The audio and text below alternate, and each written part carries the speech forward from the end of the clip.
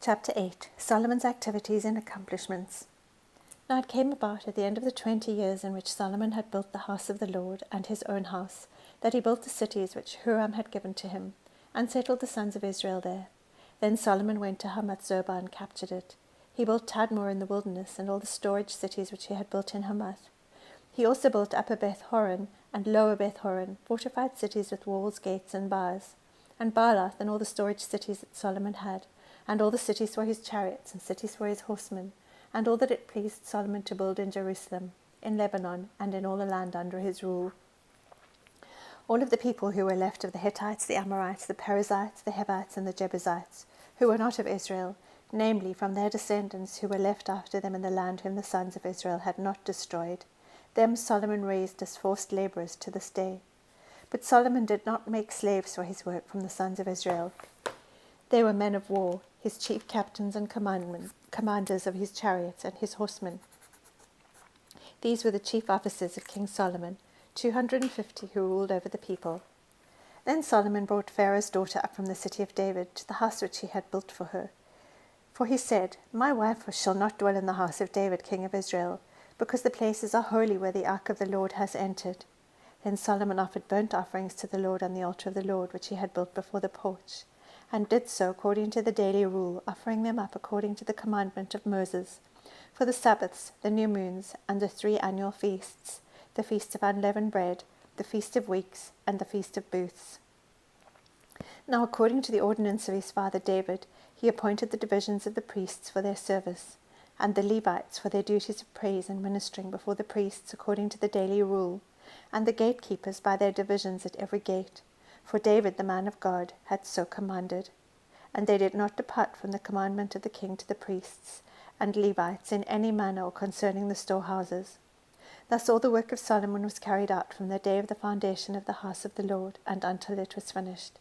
So the house of the Lord was completed. Then Solomon went to Ezion-Geber and to Eloth on the seashore in the land of Edom. And Huram by his servants sent him ships and servants who knew the sea, and they went with Solomon's servants to Ophir and took from there 450 talents of gold and brought them to King Solomon. Chapter 9. Visit of the Queen of Sheba.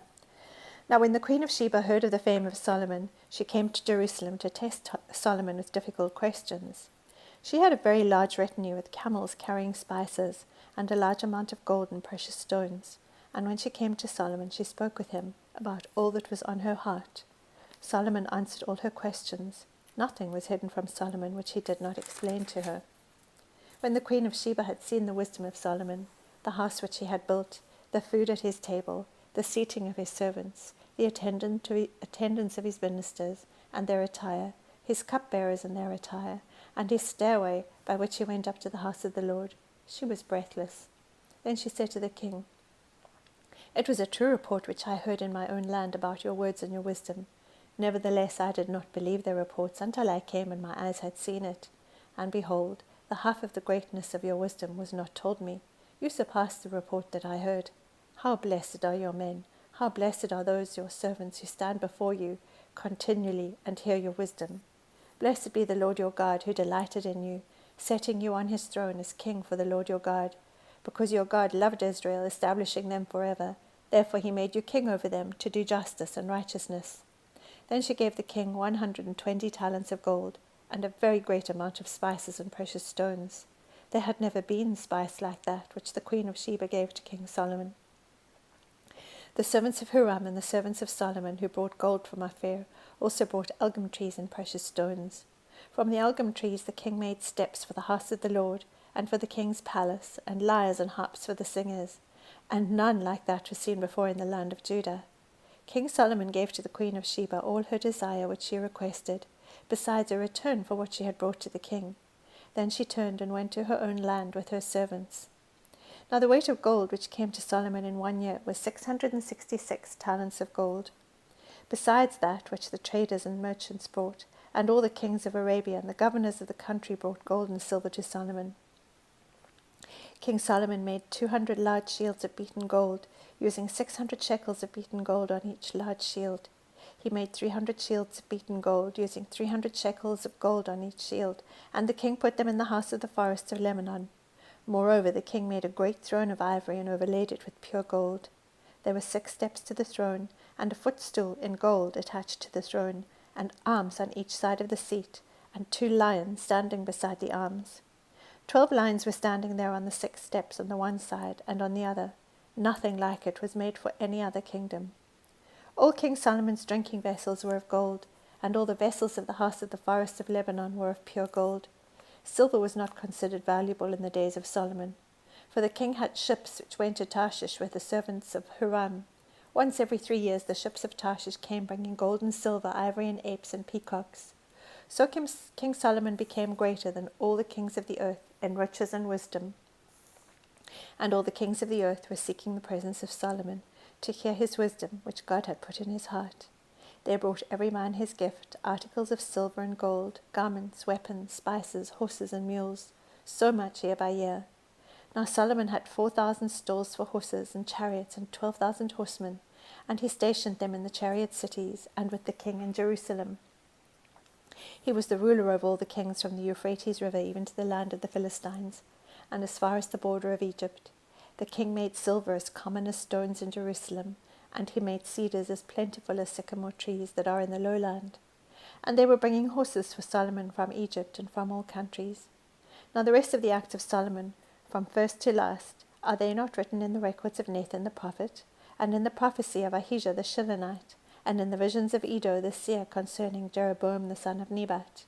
Solomon reigned 40 years in Jerusalem over all Israel, and Solomon slept with his fathers, and was buried in the city of his father David, and his son Rehoboam reigned in his place.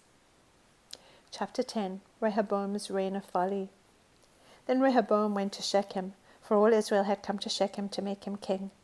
When Jeroboam the son of Nebat heard of it, for he was in Egypt where he had fled from the presence of King Solomon, Jeroboam returned from Egypt. So they sent and summoned him. When Jeroboam and all Israel came, they spoke to Rehoboam, saying, Your father made our yoke hard. Now therefore lighten the hard service of your father and his heavy yoke which he put on us, and we will serve you. He said to them, Return to me again in 3 days. So the people departed. Then King Rehoboam consulted with the elders who had served his father Solomon while he was still alive, saying, How do you counsel me to answer this people? They spoke to him, saying, If you will be kind to this people and please them, and speak good words to them, then they will be your servants forever. But he forsook the counsel of the elders which they had given him, and consulted with the young men who grew up with him and served him. So he said to them, What counsel do you give, that we may answer this people who have spoken to me, saying, Lighten the yoke which your father put on us? The young men who grew up with him spoke to him, saying, Thus you shall say to the people who spoke to you, saying, Your father made our yoke heavy, but you made it lighter for us. Thus you will say to them, My little finger is thicker than my father's loins. Whereas my father loaded you with a heavy yoke, I will add to your yoke. My father disciplined you with whips, but I will discipline you with scorpions. So Jeroboam and all the people came to Rehoboam on the 3rd day, as the king had directed, saying, Return to me on the 3rd day. The king answered them harshly, and King Rehoboam forsook the counsel of the elders. He spoke to them according to the advice of the young men, saying, My father made your yoke heavy, but I will add to it. My father disciplined you with whips, but I will discipline you with scorpions. So the king did not listen to the people, for it was a turn of events from God that the Lord might establish his sword, which he spoke through Ahijah the Shilonite to Jeroboam the son of Nebat. When all Israel saw that the king did not listen to them, the people answered the king, saying, What portion do we have in David? We have no inheritance in the son of Jesse. Every man to your tents, O Israel. Now look after your own house, David. So all Israel departed to their tents. But as for the sons of Israel who lived in the cities of Judah, Rehoboam reigned over them.